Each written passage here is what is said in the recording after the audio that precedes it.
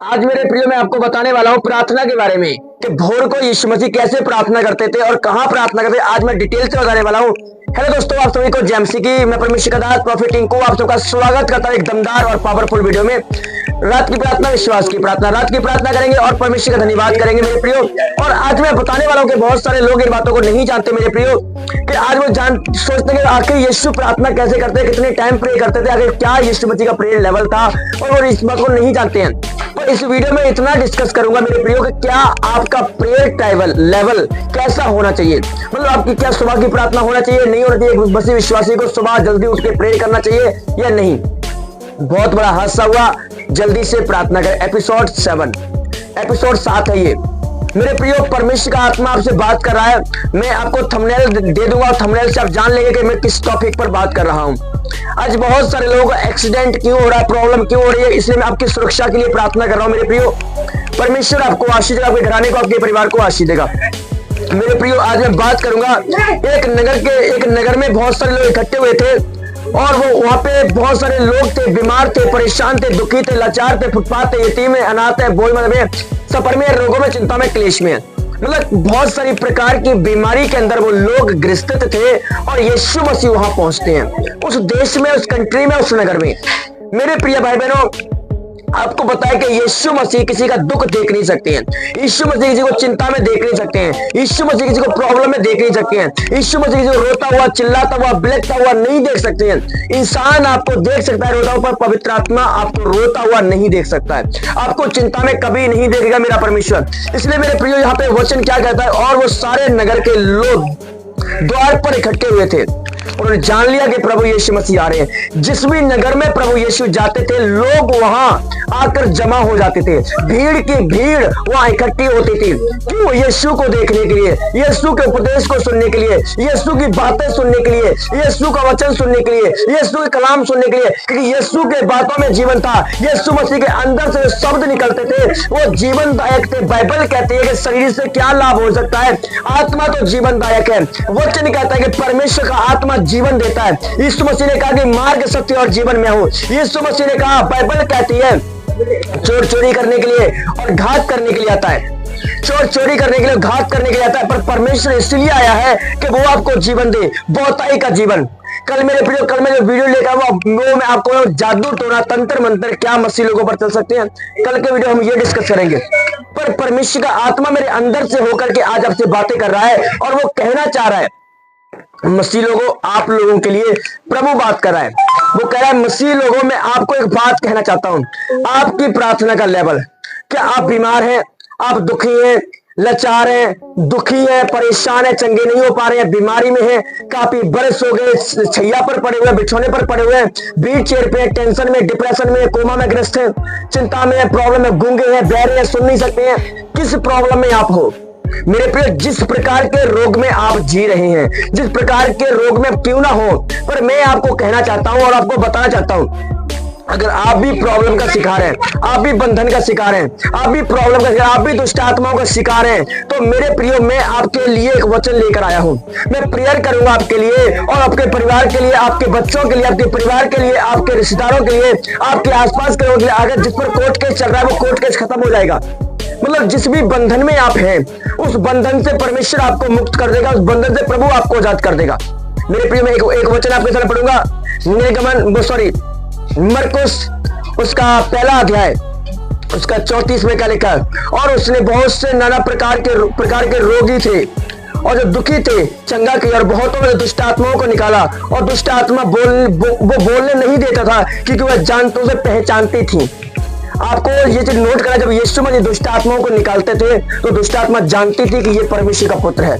और एक बार क्या हुआ, ग्रस्तनियों के देश में जब यीशु मसीह गए थे, एक व्यक्ति में दुष्ट आत्मा थी जो पहाड़ों में चिल्लाता था और अपने से घात करता, मारता, पीटता था। बाइबल कहती है, जब यीशु सामने देखा यीशु मसीह के, तो उसने बोला, हे परम प्रधान परमेश्वर के पुत्र, तो समय से पहले मुझे क्यों दुख देने आ गया। मतलब दुष्ट आत्माएं जानते कि प्रभु यीशु मसीह है, ये परमेश्वर का इकलौता पुत्र है, जो दूसरों को, दुनिया को बचाने के लिए मसीहा बनकर धरती पर आया था, एक इंसान की शक्ल में।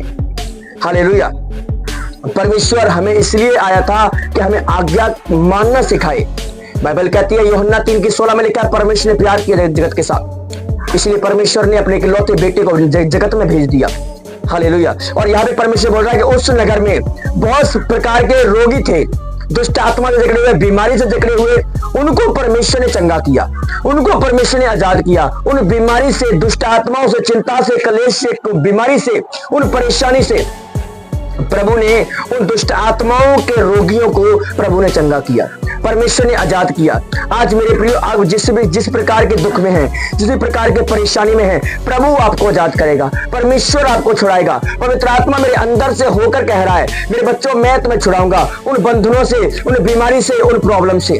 हालेलुया। उस नगर में भी यीशु गए थे तो बहुत से दुखी लोग थे, बीमार लोग थे, और बहुतों में दुष्ट आत्मा थी।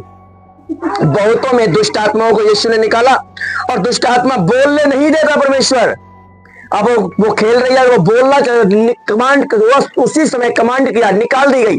वो जानती हैं कि यीशु मसीह अपने आप को प्रकट नहीं करना चाहता दूसरों पर, कि लोग जाने के ये परमेश्वर का पुत्र है। हालेलुया। हाँ, वो बट ये जरूर बोलता कि मैं मनुष्य का पुत्र हूं। हालेलुया। पर उसने कभी ये प्रकट नहीं किया अपने आप को, पर वो चेलों पर कई बार उसने गत्सेमनी बाग में प्रकट किया था, पर चेले नहीं समझ पाए इस बातों के लिए। कहा कि जहां मैं जाता हूं वहां का मार्ग तुम नहीं जानते हो। हालेलुया। पर यीशु मसीह ने काफी बार चेलों को समझाया है, बताया, पर चेले नहीं समझ पा रहे थे, क्योंकि यीशु मसीह दृष्टांत में बात करते थे। और कई बार यीशु मसीह ने चेलों को बोला कि, चेलों ने पूछा कि प्रभु अब हमें बता दे, अब तो कोई दृष्टांत मत कह, साफ साफ हमें कह दे, अब पिता को हमें दिखा दे, वहां जाने का मार्ग हमें बता दे। सोचो कि यीशु मसीह खुलकर बात कर रहे हैं, फिर भी चेले नहीं समझ पा रहे थे। कह रहे, और थॉमस ने बोला, प्रभु हमें उधर जाने का मार्ग बता दे। एक बोल रहा है कि प्रभु से हमें मिला दे। तो यीशु मसीह ने क्या बोला? साफ साफ का जवाब दिया कि पिता मुझ में और मैं पिता में हूं। यीशु मसीह ने कहा कि मार्ग, सत्य और जीवन में हूं। मुझको देख लिया और पिता को देख लिया, बात एक ही है। हालेलुया। इसलिए मेरे प्रिय, यहाँ पे परमेश्वर का वचन है, दुष्ट आत्मा यीशु मसीह को पहचानती थी, ये मुक्ति देने वाला, ये उद्धार करने वाला, ये उद्धार करता परमेश्वर है, ये दूसरों के पाप क्षमा करने का अधिकार इसको दिया है।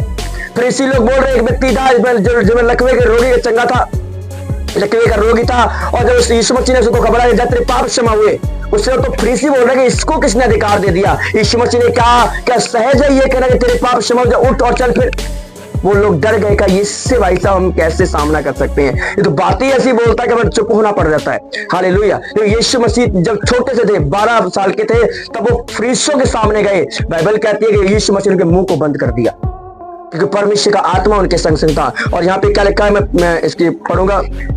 35 में लिखा, भोर के दिन निकलने से बहुत पहले वह उठ करके निकला और एक जंगली स्थान में गया और वह प्रार्थना करने लगा। मतलब परमेश्वर, बाइबल के भोर होने से पहले, मतलब बाइबल साफ साफ है, भोर आपको, जब मनुष्य सोकर उठे तो हमें प्रार्थना करना चाहिए। मतलब आज लोग भोर को, मतलब भोर से पहले, मतलब मान लो आप 3 बजे का समय, 4 बजे का समय, 5 बजे का समय, मतलब भोर तो सुबह को 5-6 बजे हो जाता है। 5 बजे, मान लो 5 बजे पक्का भोर हो जाता है। उससे पहले मतलब समय मैं आपको बता दूं, समय वैसे तो इसमें समय नहीं लिखा है, पर मैं अपनी तरफ से बोल रहा हूं। तो 4 का 3 का समय होगा। 4 भोर से पहले, मतलब भोर समय हुआ नहीं था, लोग सो रहे थे, पर उससे पहले यीशु मसीह प्रार्थना करने निकल गए और एक जंगली स्थान में। सोचो, सुबह के समय, इसलिए सुबह के समय परमेश्वर मिलता है, क्योंकि सुबह के समय भाई साहब बिल्कुल माहौल शांत होता है, ना कोई इधर से चूचू करता है, ना इधर कुछ, बिल्कुल माहौल बिल्कुल शांत। हालेलुया। इसलिए बाइबल कहती है परमेश्वर आदम हवा से मिलने के लिए भोर को आता था, सुबह को आता था। और बाइबल कहती है कि याकूब से मिलने के लिए सुबह को परमेश्वर आया, आदम हवा से मिलने के लिए सुबह को आया। दाऊद बोलता है, परमेश्वर मैं प्रार्थना करके भोर को मेरी वाणी तुझे सुनाई देगी, और प्रार्थना करके मैं तेरी बाट जोता रहूंगा। इसलिए सुबह के समय पवित्र आत्मा मिलता है। इसलिए प्रभु यीशु मसीह भोर को प्रार्थना किया करते थे, रात को दुआएं करते थे, और दिन में काम करते थे परमेश्वर का। दिन में कोई प्रेयर नहीं थी, प्रेयर थी सिर्फ रात को और भोर को, और बाकी सिर्फ काम, सुसमाचार प्रचार, इधर प्रचार करना उधर। और यीशु के बोलने से बहुत सारी रूहें चंगी होती थी। आज कुछ लोग बोलते भाई प्रार्थना मत करो, वचन से दुष्ट, अरे वचन से दुष्ट आत्मा निकलती हैं। बोलते नहीं, यीशु मसीह वचन सुनाते थे, प्रार्थना नहीं करते। और भाई साहब इतिहास को पढ़ो, बाइबल को पढ़ो, यीशु मसीह रात को पहले जाग के दुआएं कर लेते, दिन में प्रे करने की लोड़ नहीं पड़ती है। कुछ लोग बोलते हैं कि नहीं, यीशु मसीह प्रार्थना नहीं करते, वो वचन से डांटते थे। मानता हूं वचन से डांटते थे, पर बाइबल कहती है यीशु मसीह रात को दुआएं करते थे, रात को पूरी रात प्रार्थना कर रहे हैं। अब सोच कर देखो, जो व्यक्ति पूरी रात दुआएं कर रहा है, भोर को उठ के प्रार्थना कर रहा है, क्या वो बीमार पर जो दुआ करेगा, बीमारी पर दुआ करने की लोड पड़ेगी? बस मुंह से कह देगा रोगी चंगा हो जाएगा, वचन बोल देगा वो चंगा हो जाएगा। कि प्रार्थना की जरूरत वाले सारी रात तो खुदा के सामने बैठा रहा है, चिल्लाता रहा है, उसको प्रेयर की लोड नहीं पड़ेगी, वो वचन बोलेगा वो चंगा हो जाएगा। इसलिए परमेश्वर का आत्मा आपको यही बोल रहा है, आपको प्रेयर जरूरी है, प्रार्थना में टाइम बिताइए, वचन को समय दीजिए, परमेश्वर का आत्मा आपकी जिंदगी में काम करेगा। Praise the Lord, God bless you all.